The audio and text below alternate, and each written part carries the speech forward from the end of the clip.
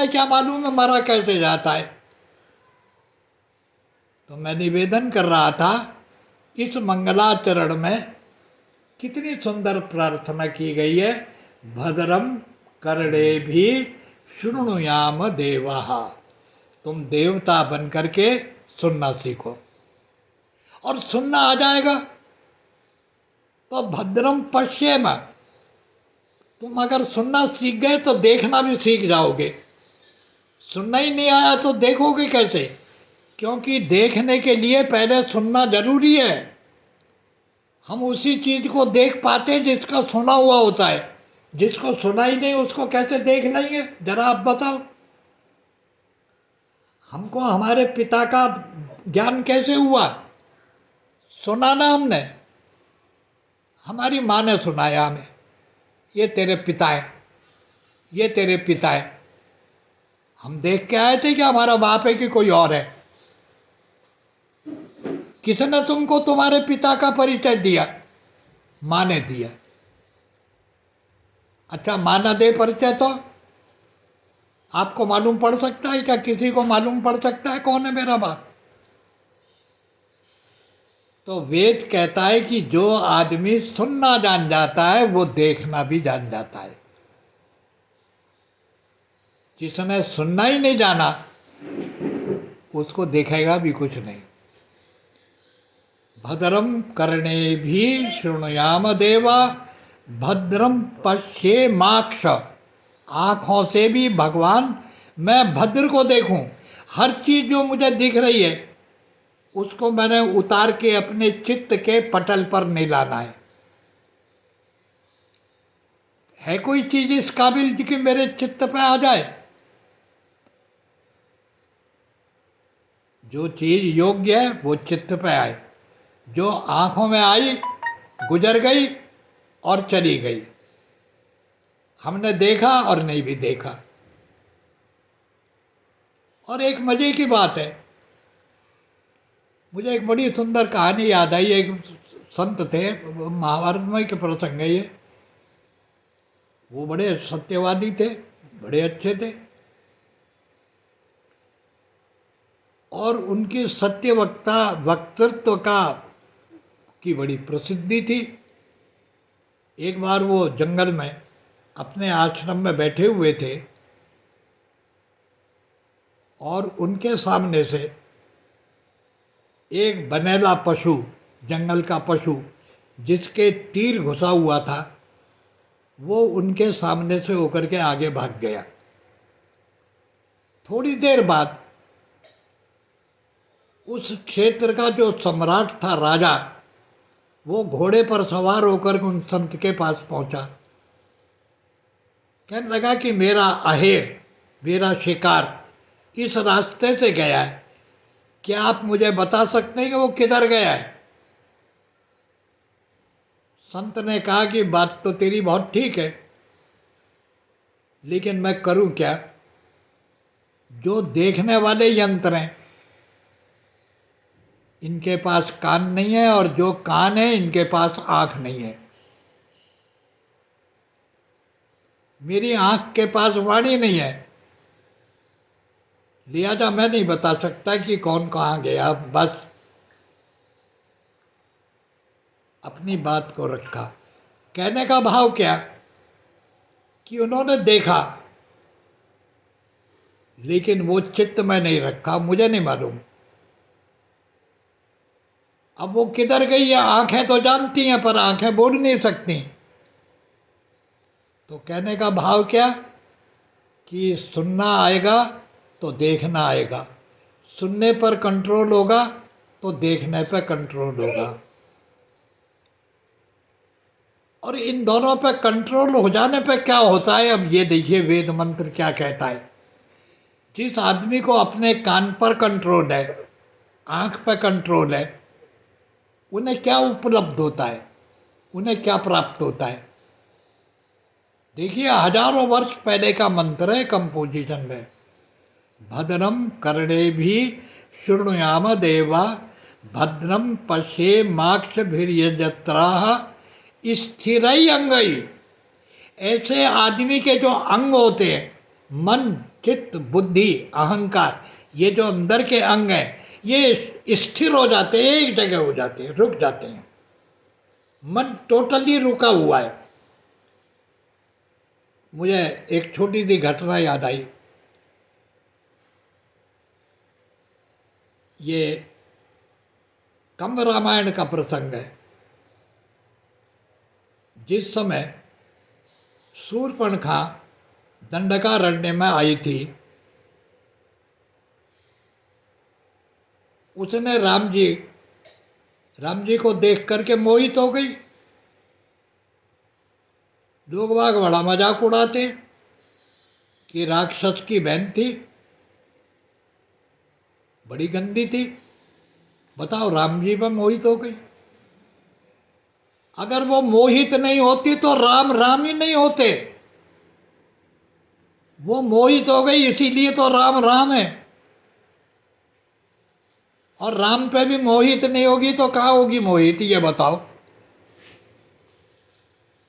जब शबरी मोहित हो गई, ऋषि मुनि मोहित हो गए राम पर, पशु पक्षी मोहित हो गए राम पर, बंदर और रीछ मोहित हो गए राम पे, तो शूर्पणखा मोहित हो गई तो कोई पाप करा क्या उसने?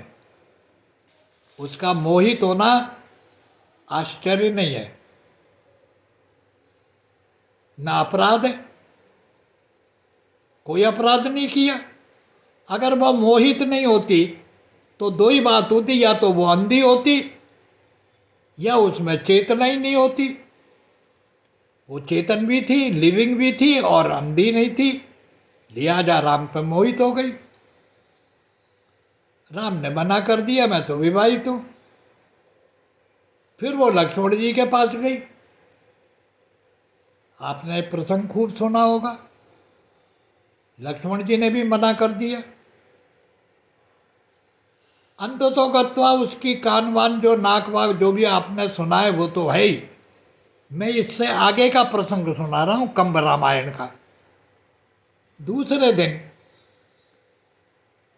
राम और लक्ष्मण दोनों जब संध्या करने के लिए बैठे तो संध्या वंदन के बाद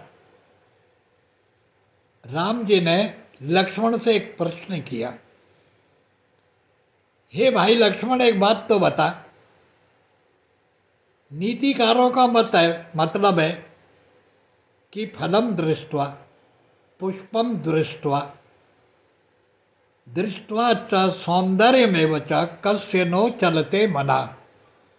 पके हुए फल को देखकर, खिले हुए फूल को देखकर, सुंदरता को देख करके किसका मन चंचल नहीं होता है?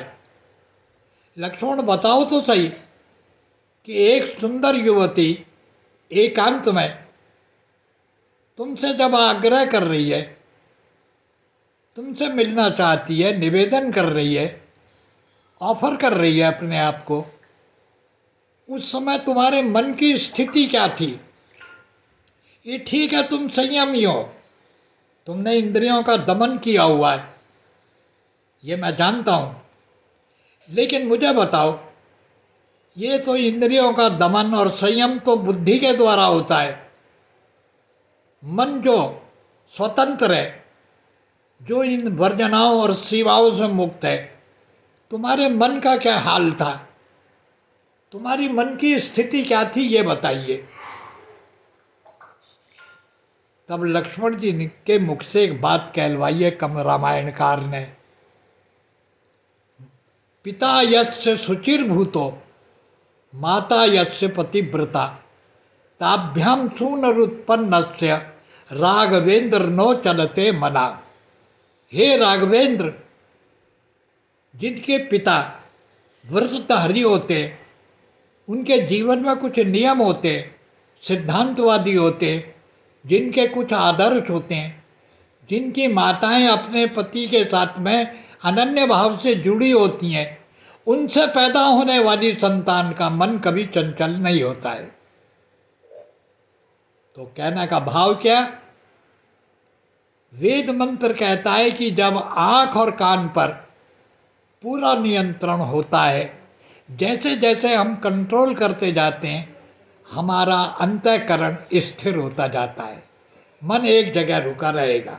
आनंद में है तो आनंद में रहेगा, शांति में है तो शांति में रहेगा। न उद्विग्नता पैदा होगी, न वेग पैदा होगा।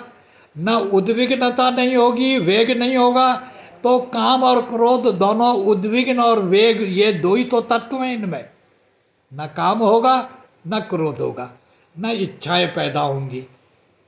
इसीलिए भगवान ने गीता में कहा है, ध्याय तो विषयान पुंसा संगस्तेषुपजायते संगात संजायते कामा कामात् क्रोधोभिर्जायते क्रोधात् भवति सम्मोहा सम्मोहात् स्मृति विभ्रमा स्मृति भ्रंशात् बुद्धिनाशो बुद्धिनाशात् प्रणश्यति। हे अर्जुन, जो लोग उत्तेजित अवस्था में आकर के उद्विग्न होकर के जीते हैं, वो या तो काम के वशवर्ती होते हैं या क्रोध के वशवर्ती होते हैं।